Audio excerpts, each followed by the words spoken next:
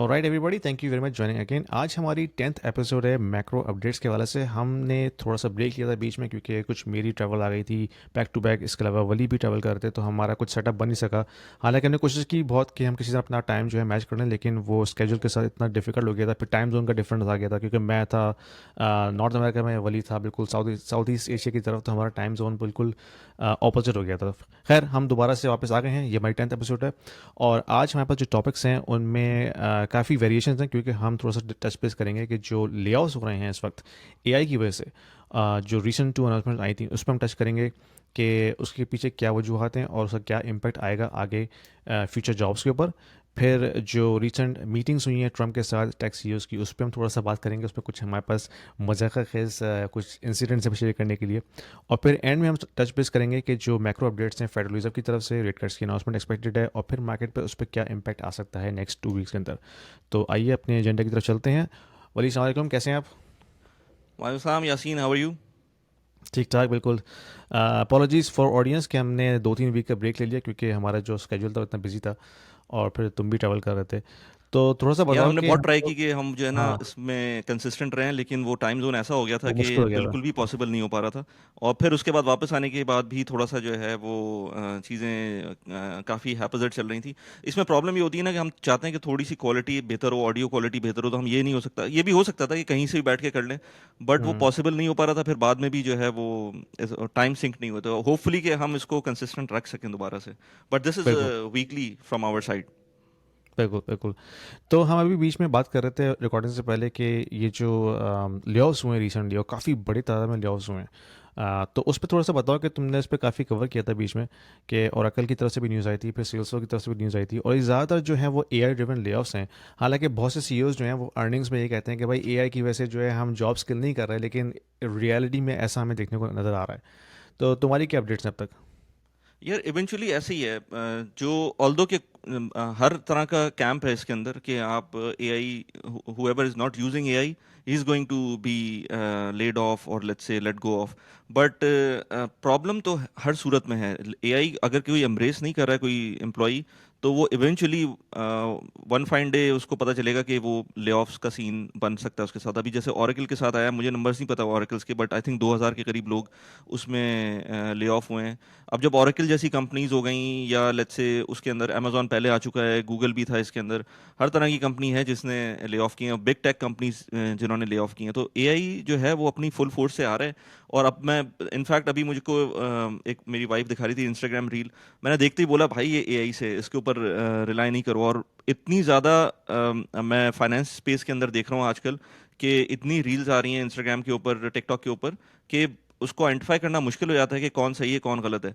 मतलब कुछ दिनों में मेरा क्लोन शायद बनकर सामने आ रहा हो और किसी ने अपना पेज बनाया हो कि भाई ये मेरा कोर्स है, इसको ज्वाइन कर लें, या लेट्स से मेरा ये मैं स्टॉक्स देख रहा हूँ।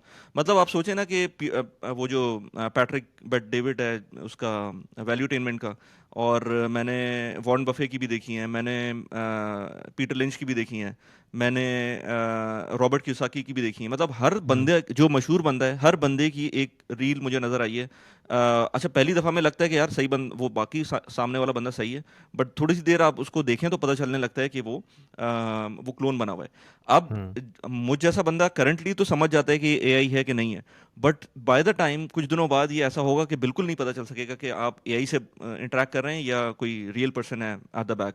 बल्कि मैं शार्क टैंक अमेरिका देख रहा था, अमेरिका था मेरे ख्याल से, हाँ, उसके अंदर एक बंदे ने पिच किया था कि वो बंदा सो रहा है, उसने पूरा ये सेट बनाया था वहां पर शार्क टैंक के सेट के ऊपर, कि वो सो रहा है और उसका क्लोन जो है ना वो जूम के ऊपर कॉल ले रहा है। और उसने फिर वो उठ के बताया कि भाई ये मैंने जो स्टार्टअप है मेरा, वो ये मेरा अपना क्लोन बना हुआ है और कोई भी बंदा अपना क्लोन बना सकता है। और अगर ऑफिस के अंदर मीटिंग करनी है तो आप आराम से ऑनलाइन प्रेजेंस आपकी होगी और आप जो भी इंटरेक्शन होगी वो आपके प्रीवियस डेटा की बेसिस पे वो ट्रेन हो जाएगा मॉडल, और आप कर सकते हैं। और आप जो भी साइड में करना चाहें कर सकते हैं, और जब आपको लगे कि आप नहीं, अब आपको आना है, तो आप उसमें कपड़े भी आप वही पहन लेंगे जो आप अब ऑनलाइन होने होने के टाइम पर एक्चुअल में पहन रहे होंगे। सो इस लेवल के ऊपर जब एआई आ रही होगी तो आप सोचें किस किस पॉइंट पर आपको। Sorry for the interruption, guys. Just wanted to let you know that I also offer one on one consulting calls to the individuals who are looking to discuss their financial planning, their investment strategies, their kids' education planning, their immigration moves, as well as the young professionals, because I have been in the tech industry for almost 20 years. So I also offer one-on-one consulting calls to the young professionals who are looking to have their career development discussion with me, and also personal branding as well. So if you are looking to have some sort of an expert opinion, there is a Calendly link in the description below. Book a 30 minutes call with me and I will be more than happy to help you out.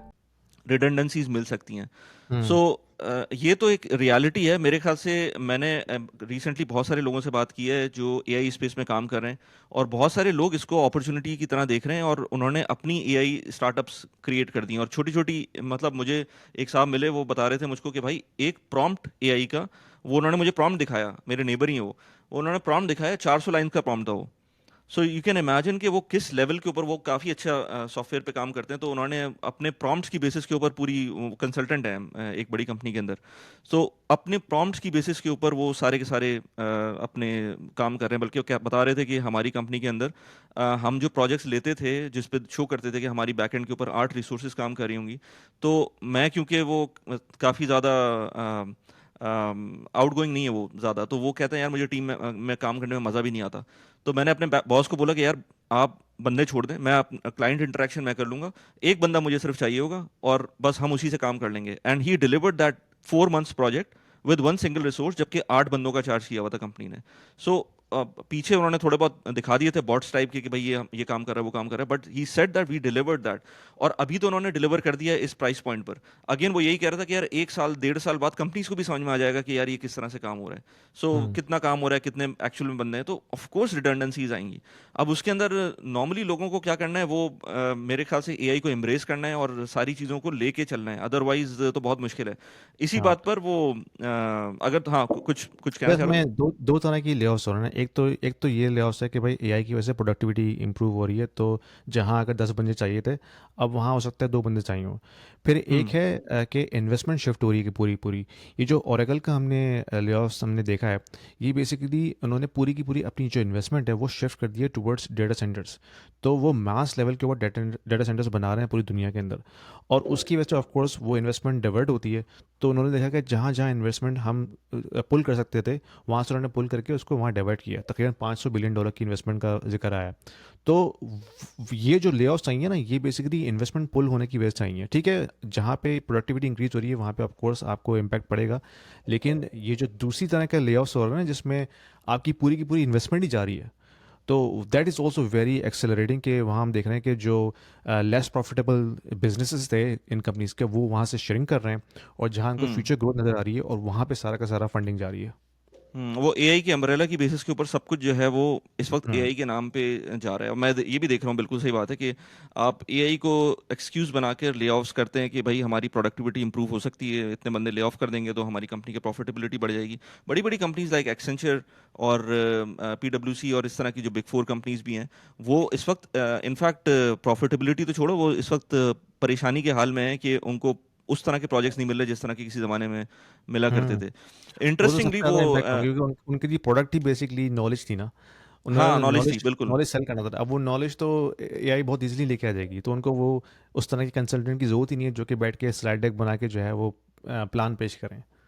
हाँ, exactly. इसमें हम्म बड़ा interesting, अभी recently वो Trump का जो incident हुआ है, जिसके अंदर ट्रम्प ने बिग बिग टेक कंपनीज जितनी भी हैं यूएस की, उनको बिठाकर एक मीटिंग की है डिनर टेबल पर। तो उसमें मेलेनिया भी थी, उसकी wife, and then there are many other people, जिसमें ओरेकल की सीईओ थी, और गूगल का सीईओ, सिवाय मेरे ख्याल से एनवीडिया और एलॉन मस्क के। एनवीडिया का सीईओ जेंसन नहीं था, और एलॉन मस्क नहीं था, टेस्ला और स्पेस एक्स का सीईओ। बाकी सारे लोग वहीं पर मौजूद थे। तो उसका एक एजेंडा था वहाँ पर, apart from AI, apart from everything else, वो तो पैसों पे बात करता है। तो वो सबसे वही पूछ रहा था कि भाई कितनी इन्वेस्टमेंट लेके आ रहा हो यूएस के अंदर। तो उस सबसे पहले मेरे ख्याल से टिम कुक से क्वेश्चन किया था उसने, यही क्वेश्चन कि भाई कितने पैसे लेके आ रहे हो। तो उसने तो बड़ा बड़ा पॉलिटिशियन है टिम कुक, वो बड़ी तमीज से बात करता है, उसको पता है कि एक वर्ड किस तरह से बोलना है। तो उसने बोला था तकरीबन $600 बिलियन की इन्वेस्टमेंट है एप्पल की तरफ से। तो बड़ा खुश हुआ ट्रम्प कि बहुत अच्छी अमाउंट है। अच्छा, वो देखकर जो है ना, मुझे लग रहा था बाकी जितने भी लोग बैठे हुए हैं ना, वो इंटिमेट हो गए थे। उन्होंने कहा था कि यार अब ये जो बात इसने कर दी है, अब हमारे ऊपर भी यही क्वेश्चन आएगा और हमसे भी पूछा जाएगा। तो सबने प्रिपरेशन शुरू कर दी थी शायद। तो मेरे ख्याल से गूगल से पूछा था तो उन्होंने $60 बिलियन कहा था, 60-75 बिलियन के करीब कहा था। और भी लोगों से पूछा था उसने। इवेंचुअली जब वो मार्क जकरबर्ग पे आया तो मार्क जकरबर्ग ने कहा कि वो एकदम से सरप्राइज हो गया, क्योंकि वो एक्सपेक्ट नहीं कर रहा था। शायद थोड़ा बहुत स्क्रिप्टेड भी हो इसके अंदर, बट वो एक्सपेक्ट नहीं कर रहा था कि उससे ये क्वेश्चन किया जाएगा। तो उसने अपनी तरफ से एक फिगर बना दी कि भाई $600 to $800 बिलियन हम 28 तक इन्वेस्ट करेंगे। तो वो बहुत खुश हुआ ट्रम्प अगेन के, यार ये तो बहुत अच्छी अमाउंट है, they doing very well Facebook और ये वो। तो उस पे फिर आखिर में जब ये सब बात बात खत्म हो गई थी, पर डिनर शुरू हो गया था, तो उनका माइक ऑन था। तो माइक ऑन था तो जकरबर्ग ने उसको बोला ट्रम्प को कि I am sorry but if you are referring to this, but I didn't know about that, I just made up this number. तो वो हंसने लगा ट्रम्प। उसने बोला मेलिनिया की तरफ देख करके, भाई वो ये मुझे बोल रहा है कि इसने नंबर मराए हुए हैं, कोई ऐसा इनका प्लान पता नहीं है कि नहीं है। तो इतना ज्यादा इंटिमिडेट कर देता है ट्रम्प के बंदा बोलने पे मजबूर हो जाता यही है तो उसकी जिस तरह सुपर की भी पावर है बात हो। कि वो बिल्कुल अनप्रिडिक्टेबल होता है हर मीटिंग के अंदर। हाँ, वो क्या बोल दे अगले को नहीं पता होता। हाँ। और वो अब वही बात है कि अच्छा, मैं स्टॉक मार्केट सबसे बोलता हूँ स्टॉक मार्केट के पॉइंट ऑफ व्यू से कि भाई देखो, जब तक ट्रम्प है ना और इसका एंड नहीं हो रहा टर्म का, तो मेरा नहीं ख्याल कि ट्रम्प किसी भी तरह से अपनी लेगेसी ये छोड़ के जाएगा, क्योंकि वो बंदा लेगेसी वाला है। उसको नोबेल प्राइज चाहिए, उसको जो है वो स्टॉक मार्केट ऊपर चाहिए, उसको इन्वेस्टमेंट चाहिए, उसको बड़े बड़े नंबर चाहिए। तो वो ये कभी भी लेगेसी नहीं छोड़ सकता कि स्टॉक मार्केट उसके टेन्योर के अंदर नीचे जाए।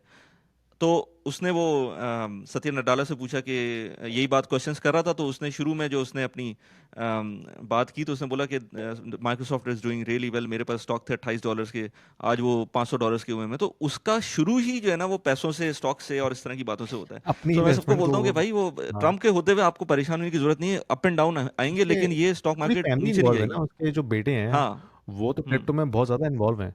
और इतनी जो पंपिंग एग्जैक्टली। डंपिंग हो रही है ना, वो सब उनके बेटे पैसा बना रहे हैं सारे। हाँ। If you are an investor in the US, in Canada, or in Europe, and you are considering investing into Dubai real estate market, this video is for you because we have a platform called Stake, which allows you to invest into the residential real estate market and start earning rental income right away without going through a lengthy documentation process or coming up with a heavy down payment. Stake is built upon the concept of crowdfunding. So it is democratizing the entire investment strategy and allows you to own a single unit of the entire investment portfolio. So you don't have to own the entire property, right? You can be part of the pool that can actually own a piece of property, a piece of real estate. So that allows you to start with as low as 2,000 dirhams and you can slowly ramp up.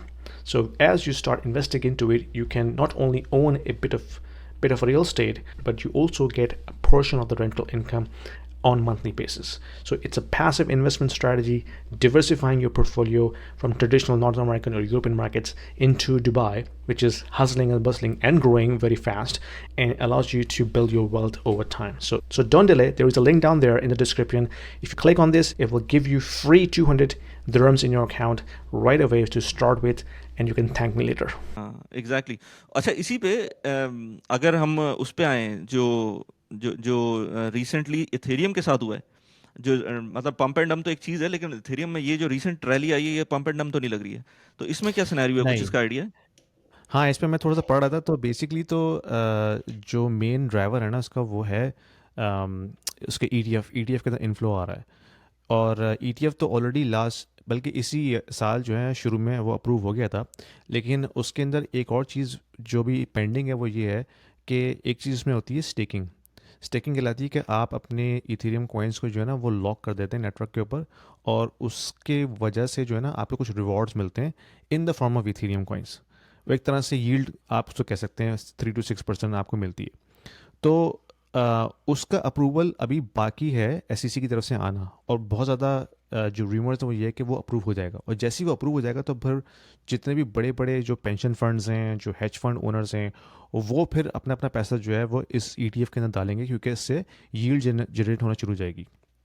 जो कि अक्सर लोग कह रहे हैं कि bitcoin से ज़्यादा इसमें इनफ्लो आएगा, क्योंकि ये बेसिकली यील्ड जनरेट कर रहा है। तो उसकी एंटिसिपेशन में काफ़ी एक तो इनफ्लो जा रहा है ईटीएफ के अंदर, एक तो ये डिमांड की वजह है।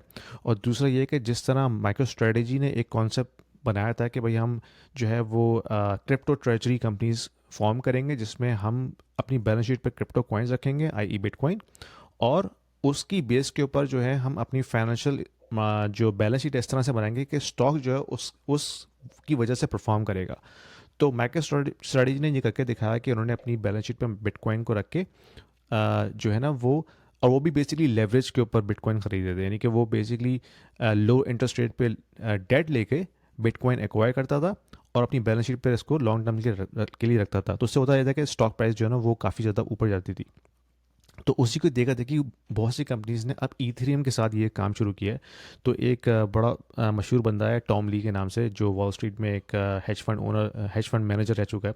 तो उसने अपनी कंपनी स्टार्ट की है बिट माइन के नाम से, और वही भी यही काम कर रही है। वो बेसिकली जो है डेट लेके इथेरियम बाय कर रही है और अपनी बैलेंस शीट पे रख रही है। तो उससे हो ये रहा है कि स्टॉक प्राइस जो है ना वो इथेरियम की वजह से मल्टीपल फोल्ड्स बढ़ रहा है। तो एक तो फिर दूसरी दूसरी वजह ये है कि वहाँ से फिर जो है इनफ्लो आ रहा है इथेरियम के अंदर, और ये दो चीज़ें बेसिकली ड्राइव कर रही हैं मोमेंटम। तो और इथेरियम का जो एक्सपेक्टेशन ये है कि यील्ड की बात की थी, हाँ, वो कोई आइडिया है कि कितनी यील्ड एक्सपेक्ट कर रहे हैं?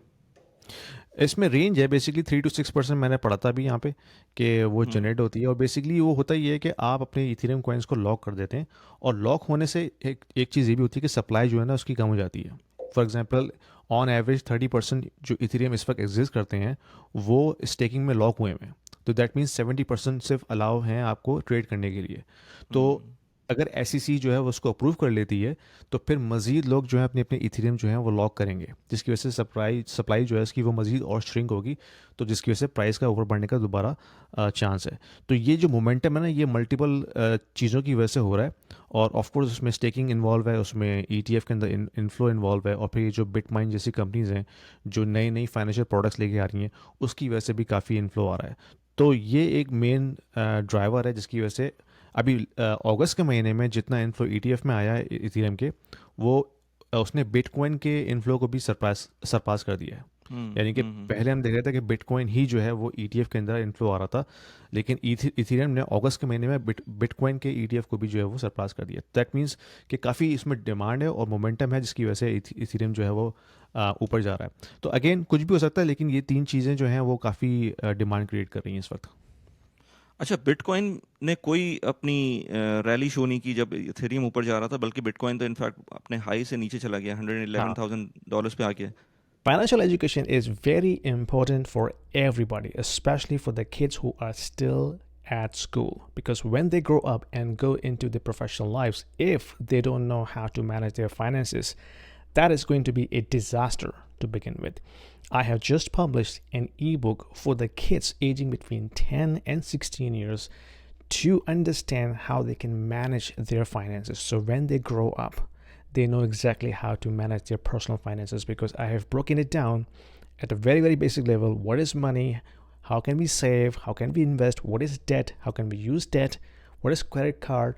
And how we can set ourselves for the financial future when we go into our professional life. So if you are a parent looking for a very simple to use ebook for your kids, click the link below to order the copy for your kids and let me know what you think about that. Let's get back to the video. उसकी यही तो वजह है कि उसका जो जो पैसा वहाँ जाना था ना वो फिर डाइवर्ट हो गया इथेरियम की तरफ। और कुछ बड़ी बड़ी जो इनको कहते हैं वेल्स से मुराद ये होती है कि ये वो वॉलेट्स हैं जिनके पास बहुत ज़्यादा तादाद में जो है ना कॉइन्स मौजूद हैं। तो कुछ वेल्स ऐसी नज़र आई जिन्होंने बिटकॉइन को सेल करके अपना फ़ंड जो है इथेरियम के अंदर डाला है। तो वो फंड्स बेसिकली डाइवर्ट हुए बिटकॉइन से इथेरियम की तरफ, जिसकी वजह से बिटकॉइन की परफॉर्मेंस हमें इतनी ज़्यादा नज़र नहीं आई। Right, right, right, right. अच्छा, इसी के बाद वो जो रिसेंटली स्टॉक मार्केट में भी रैली आई। अच्छा, हर चीज़ में रैली आ रही है, गोल्ड भी ऊपर जा रहा है, सब कुछ ही ऊपर जा रहा है, stock market, gold, you name it. मेरे ख्याल से प्रॉपर्टी मार्केट भी ऊपर ही जा रही होगी। I don't know about Canada, by the way, आजकल क्या चल रहा है प्रॉपर्टीज़ का? प्रॉपर्टी मार्केट तो खैर कनाडा में बहुत इस वक्त स्लो है, बल्कि कहना चाहिए कि स्लोएस्ट है लास्ट 20-30 ईयर्स के अंदर। यानी कि इतनी अच्छा। ट्रांजैक्शन कम हमने कभी देखी नहीं, और उसकी वजह बेसिकली इकॉनमी है। कनाडा की इकॉनमी जो काफ़ी डेड है, और अनएम्प्लॉयमेंट 7.1% पे चले गया है, जो कि आई थिंक लास्ट 30 ईयर्स के बाद से अब तक इतना हाई जो है ना अनएम्प्लॉयमेंट हमें देखा नहीं है। तो कनाडा की सिचुएशन तो डिफरेंट है। लेकिन अगर हम यूएस की बात करते हैं, तो यूएस में जो मोमेंटम इस वक्त आया है वो यही आया है कि एक्सपेक्टेशन है कि भाई फेडरल रिजर्व ने इस दफ़ा रेट कट करना है। सितंबर 17 में को उनकी मीटिंग है, और और अभी जो रीसेंट जॉब नंबर्स आए हैं उससे भी हमें ये पता चल रहा है कि जो लेबर मार्केट है वो वीक हो रही है, और लेबर मार्केट सबसे ज़्यादा जो है इंपॉर्टेंट है। अगर लेबर मार्केट वीक हो रही है दैट मीन्स अनएम्प्लॉयमेंट के बढ़ने का चांस है, then most likely Federal Reserve जो है रेट कट करेगा, और रेट कट हमेशा जो है ना वो बुलिश होता है जो रिस्की एसेट्स होते हैं उनके लिए। तो ऑफ कोर्स मार्केट जो है वो फॉरवर्ड लुकिंग होती है, वो पहले से जो है ना मोमेंटम अपना शुरू कर देती है। तो ये जो एक्सपेक्टेशन मार्केट में है ऑलरेडी, उसकी वजह से ही जो है ना मार्केट में ऑलरेडी मोमेंटम आ चुका है। तो जब रेट कट हम्म, की अनाउंसमेंट होगी उस वक्त इतना शायद उस टाइम पे कुछ नहीं फ्लो होगा ना या करेगा, थोड़ा बहुत ही क्योंकि होगा। मार्केट हाँ। फ्रंट रन कर चुकी है ऑलरेडी। तो मोमेंटम हम्म। ऑलरेडी आ चुका है। तो हम्म। इसकी वजह से जो है वो हर चीज़ ऊपर जा रही है, क्रिप्टो भी ऊपर जा रहा है, स्टॉक्स भी ऊपर जा रहे हैं, गोल्ड भी ऊपर चले गया है। लेकिन जो कनाडा की सिचुएशन है वो ऑफ कोर्स उसके ऑपोजिट है, क्योंकि कनाडा में खैर कनाडा की जो स्टॉक मार्केट है वो तो यूएस के साथ ट्रैक करती है, लेकिन जो हाउसिंग मार्केट है वो तो बहुत बुरी तरह से इस वक्त फ्लैट है। अच्छा, तो रेट कट्स जो होते हैं नॉर्मली मैं देखता हूँ, ना सिर्फ रेट कट बल्कि और भी जैसे कंपनीज अनाउंसमेंट होती है ना, बहुत सारे लोग नए नए आते हैं स्टॉक मार्केट के अंदर, तो वो कहते हैं यार कंपनी ने प्रॉफिट दिया है। ये बात तो मेरे साथ भी 2013-14 में समझ ली थी मैंने कि यार ये कंपनी जो आपकी इवेंचुअली जो अनाउंसमेंट्स होती हैं वो अगर बहुत ज़्यादा सरप्राइजिंग ना हो तो आपके स्टॉक वहीं पर रहते हैं या नीचे चले जाते हैं कभी कभी, ऑल्दो कि कंपनी प्रॉफिटेबल हो। और उसका रीज़न ये हम्म। होता है कि कंपनी एक्सपेक्टेशन कुछ होती है इन्वेस्टर्स की तरफ से, बट वो रिजल्ट में हो सकता है थोड़ा सा कम प्रॉफिट दिखा दे। इसी तरह से अगर हाँ। रेट कट नहीं होता, कब बाय द वे कब है डेट इसकी रेट कट की? सितंबर 17th। सितंबर 17th, राइट। और अभी हम 8 सितंबर को वीडियो बना रहे हैं, तो 10 दिन बाद जो है ये सिनेरियो पता चल जाएगा। बट अगर रेट कट नहीं होता तो हो सकता है फिर स्टॉक मार्केट काफ़ी नीचे आ जाए एकदम से हाँ बहुत ज़्यादा, हालांकि 0.25% बिल्कुल। है, ज़्यादा ज़्यादा नहीं है। बेसिकली सिंबॉलिक इफेक्ट होता है ना, हालांकि 0.25 से कोई इतना खास फर्क नहीं पड़ेगा, लेकिन ये एक सेंटिमेंट जाता है मार्केट के अंदर कि भाई फेड जो है अब वो अपनी कंडीशंस को रिलैक्स कर रहा है, तो उसकी वजह से जो है ना मार्केट मूव करती है। तो और ये भी होता है कि फिर रेट कट होने के बाद वो फेडरल रिजर्व की जो प्रेस रिलीज है वो क्या कह रही है, उसमें वो जो मार्केट के जो पार्टिसिपेंट हैं ना वो बाकायदा पूरे पूरे वर्ड्स को देखते हैं कि उन्होंने क्या वर्ड्स इस्तेमाल किए हैं। उसकी वजह से वो फ्यूचर की जो मूव है ना उसको प्रिडिक्ट करते हैं। तो अक्सर ये भी होता है कि रेट कट उन्होंने अनाउंस तो किया, लेकिन जब दोपहर में प्रेस कॉन्फ्रेंस की उसमें उन्होंने बिल्कुल डिफरेंट टोन इस्तेमाल की, तो वो मार्केट को ना रिवर्स कर देती है। तो ये दोनों चीज़ देखने की जरूरत होती है कि रेट कट का जो डिसीजन है वो क्या है, और फिर जो प्रेस कॉन्फ्रेंस होगी दोपहर में फेडरल रिजर्व की चेयर की तरफ से। Are you feeling lost in the complexity of global economy and trying to understand how this is going to impact your investment portfolio? You are not alone, my friend. I have been through and I have learned the hard way, and I'm trying to converge all of my experience and learnings into a course that I just designed specifically for you. In this course, Mastering Macroeconomic Fundamentals for Investment Strategies, I'll show you how to decode the economic trends, navigate market cycles, and build smarter, adaptable investment strategies. You're going to learn, analyze key indicators like GDP, inflation, and yield curves, identify opportunities in commodities and crypto alike, and adjust your portfolio to thrive in any cycle. With real-world examples and actionable insight, this course will empower you to invest with confidence, no matter what the market is. Don't just react to the news. Understand them. Enroll now and take control of your financial future today. वो उसमें क्या tone use हो रही है, अगर वो tone dovish है that means market जो है वो डम करेगी, लेकिन अगर वो हॉकिश है, सॉरी मैं उल्टा कह रहा हूँ, अगर वो हॉकिश है तो मार्केट डम करेगी, अगर डविश है तो मार्केट फिर पम्प करेगी उसकी वजह से। मतलब अगर तो उन्होंने ये रेट होता कट है। कर भी दिया एक दिन, और अगले दिन उन्होंने कहा कि रेट कट अभी हम कर तो रहे हैं but we are just watching the market and probably we will review this in the next meeting, तो फिर हो हाँ सकता है वो मार्केट कहे कि नहीं यार बिल्कुल, ये तो कुछ भी फिर हो हो सकता सकता है है। मार्केट शायद बैलेंस रहे, ना वो नेगेटिव शो करे ना पॉजिटिव शो करे, क्योंकि मार्केट हम्म। ऑलरेडी फ्रंट रन कर चुकी है in anticipation of rate cut, यानी कि जो मोमेंटम हम्म। अभी आया है ना वो रेट कट की वजह से आ चुका है। अब वो मार्केट वेट करेगी कि भाई अब डिसीजन क्या आना है। अगर वो रेट कट कर देते हैं और अगर उनकी जो प्रेस कॉन्फ्रेंस है वो नेगेटिव आती है दैट मीन्स मार्केट फिर बैलेंस रहेगी। लेकिन अगर वो रेट कट नहीं करते और उनकी जो टोन है वो भी नेगेटिव आती है देन फिर मार्केट डम करेगी। तो हम्म। ये अच्छा, ये मेरी रेट कट से एनालिसिस है। फर्क हाँ। पड़ता है बहुत ज्यादा, पूरी दुनिया पे फर्क पड़ता है, मतलब हम यूएई में रहते हैं तो यूएई में तो बहुत ज्यादा फर्क पड़ता है क्योंकि सारे के हाँ। सारे क्रेडिट कार्ड्स, लोन्स और हाउस मॉर्गेजेस, आपके प्रॉफिट रेट्स, ये सारे के सारे उससे लिंक्ड होते हैं। अभी बहुत सारी कंपनी, बहुत सारे बैंक्स यहाँ पर बहुत अच्छे अच्छे रिटर्न्स दे रहे हैं, यानी कि 6-6% का मंथली रिटर्न दे रहे हैं। अच्छा, उसमें भी ये होता है कि जो आपको वो मंथली रिटर्न में मेरा मतलब है एनुअलाइज बेसिस के ऊपर मंथली लॉक करने की बात करते हैं। तो हम्म। एक बैंक को मैं जानता हूँ, वो आपको इंसेंटिवाइज कर रहा है कि आप सैलरी ट्रांसफ़र करें बैंक के साथ, और आपको 6.5% का रिटर्न मिलेगा। तो वो लेकिन फिर उसका जो फाइन प्रिंट होता है वो ये होता है कि आपको सैलरी ट्रांसफर तो करनी है, बट ये 6.5% का रिटर्न आपको साल में मिल तो रहा है, बट ये हर महीने के लिए हम रिव्यू करेंगे। तो आज आपने ले तो लिया, बट वो हर महीने हम्म, बाद उसको रिव्यू करने के बाद, लेकिन ये पिछले कोई मैं देख रहा हूँ कि 8 महीने से यही चल रहा है। और उसका रीज़न यही है कि उनको अभी तक रेट कट उस तरह से मिला नहीं है। जैसे ही रेट कट मिलेगा ये 6% नीचे आ जाएगा। 6.5% बिल्कुल। काफ़ी ज़्यादा है। मतलब अगर देखें तो इस तरह का रिटर्न बहुत कम जगहों पर मिल रहा है। हाँ। लेकिन इसी तरह से होता है जब या फिर 4%, 4.5% का जहाँ पर रिटर्न मिल रहा है, वो साल के लिए लॉक करते हैं, क्योंकि उनको पता है कि इस पॉइंट में कहीं ना कहीं आपको जब रेट कट आएगा तो फिर आप बाद में 1 साल हम्म, बाद उसको कर सकते हैं, क्योंकि इतना ड्रास्टिक रेट कट नहीं मिल सकता। सो यस, रेट कट के पॉइंट ऑफ व्यू से सबको इम्पैक्ट पड़ता है, लेकिन again I would come back to, अब दुबई में अगर प्रॉपर्टी मार्केट देखें तो वो काफ़ी ज़्यादा बुलिश है इस वक्त भी, और रेट से ज़्यादा फर्क नहीं पड़ता यहाँ पर, ज़्यादा हो कम हो, क्योंकि ऑफ प्लान वहाँ ज़्यादा तो चल रही ज़्यादा होती है, कैश ट्रांजैक्शन होती है और ना। कैश बाइंग भी हम्म, बहुत ज़्यादा होती है। अब फिर भी हम्म, कम हो गई है, अब 50-50 हो गई है ऑलमोस्ट कैश बाइंग। किसी ज़माने में ये 30-70 के करीब चल रही थी, कैश वर्सेस मॉर्गेज, लेकिन अब जो है 50-50 के करीब हो गई है। लेकिन यूएस के अंदर और इवन कनाडा में इस तरह की चीज़ों से बहुत फ़र्क पड़ता है। जैसे जैसे इवन हम्म, ज़रा सा फ़र्क आता है, लोगों की डाउन जो लोगों की मॉर्गेज पेमेंट्स होती हैं वो बहुत ज़्यादा हाँ, इम्पैक्ट करती हैं। तो अगेन आई वुड बिल्कुल। Come back to to real estate in Canada के क्या सिचुएशन है वहाँ पर, क्यों मतलब अभी कोई इम्प्रूवमेंट आ सकती है? नहीं, क्योंकि रियल एस्टेट का ताल्लुक कनाडा की जो है ना वो सिर्फ रेट कट से ही नहीं है, बल्कि जो इकॉनमी है ना वो काफ़ी ड्राइव करती है। अब प्रॉब्लम ये है कि जो कंपनीज है ना वो हायरिंग नहीं कर रही, यानी कि अगर मास ले ऑफ नहीं भी हो रहा है तो हायरिंग भी नहीं हो रही है। तो उसकी वजह से क्या हो रहा है कि मार्केट में एक डेडलॉक्स आए। तो लोगों को फिर इस बात का खौफ है कि यार पता नहीं मेरी जॉब छूट गई तो मुझे अगली जॉब मिलेगी नहीं मिलेगी। तो जब ये इस तरह का सेंटीमेंट आ जाता है ना तो फिर लोग बड़ी परचेजेस नहीं करते, भले ही रेट कट हो जाए। और 0.5% से कोई इतना खास फर्क पड़ेगा नहीं। सेंटीमेंट वाइज शायद होता तो थोड़ा सा पड़ जाए, लेकिन ऑफ कोर्स पेमेंट पे इतना फर्क नहीं पड़ेगा। लेकिन जब लोगों को ये फिक्र हो ना कि यार पता नहीं मेरी जॉब अगले महीने रहती नहीं रहती, और अगर मैं जॉब लॉस कर देता हूँ तो फिर मुझे नई जॉब मिलने में कितना टाइम लगेगा, ये चीज़ जो है ना ये फिर जो सेंटीमेंट है ना वो ड्राइव करती है। तो इस वक्त सेंटीमेंट इस वजह से काफ़ी नेगेटिव है। मैं कुछ लोगों को जानता हूँ जो 6-6 महीने से ले ऑफ्स हुए हैं, उनको जॉब मिली नहीं है।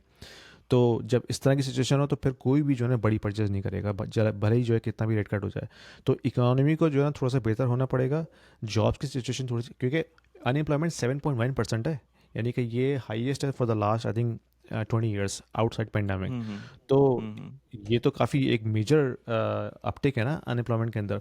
जब तक ये वापस नहीं जाती 6 पे या 5 पे जाके सेटल नहीं होती, तब तक ये सेंटीमेंट चेंज होना बड़ा मुश्किल है। तो आई राइट थिंक इसमें राइट। टाइम लगेगा, हो सकता है नेक्स्ट ईयर तक जाके कुछ थोड़ी सी बेहतरी आए। लेकिन रेट कट होने से फिलहाल कनाडा की जो हाउसिंग मार्केट पे उस पर कोई फ़र्क पड़ने वाला नहीं है। ठीक है। सो नेक्स्ट वीक होपफुली हम दोबारा मिलें, और रेट कट तो उस वक्त तक नहीं हो चुका होगा, बट स्टिल उसके अंदर काफ़ी नई नई चीज़ें आ चुकी होंगी, तो विल डिस्कस दैट। और लोग कमेंट के अंदर बताएं कि अगर उनको कोई चीज़ डिस्कस करवानी है, या हम हमारा व्यू लेना है, या अपने व्यूज़ अपने कमेंट्स के अंदर बताएं कि इसको हम इस वीकली को थोड़ा सा और इम्प्रूव कर सकें। बिल्कुल, आपके फीडबैक बहुत ज़रूरी हैं, और आपकी फीडबैक की बेस पे हम जो है इसको इम्प्रूव कर सकते हैं। तो Wali, thank you very much. हम आपसे दोबारा नेक्स्ट वीक मिलेंगे। Until next time, see you later. अल्लाह हाफिज़।